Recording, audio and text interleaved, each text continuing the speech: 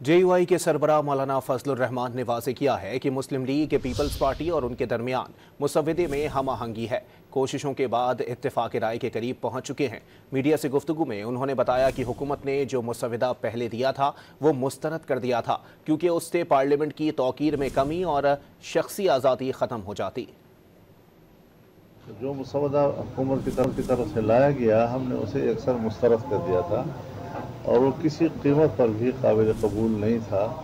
اس سے پارلیمنٹ کی توقیر ختم ہو جاتی، اس سے ہماری عدلیہ کمزور ہو جاتی، اس سے ہمارے تمام پاکستان کے عام شہریوں کے انسانی حقوق جو ہے وہ تباہ ہو جاتے۔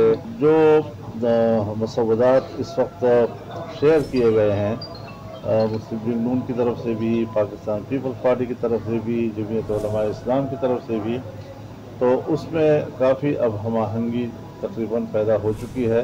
میں کراچی میں کل بلاول بھٹو صاحب سے ملوں گا اور پھر وہاں سے میں سیدھا لاہور جاؤں گا، میں نواز شریف صاحب سے بھی ملوں گا وہاں پہ، پھر میں اسلام آباد جاؤں گا تو وہاں پر PTI کے ساتھ ان کی قیادت جو موجود ہے ان سے بات کروں گا اور اس طریقے سے ایک اتفاق رائے پیدا کرنے کی ایک کوشش ہے۔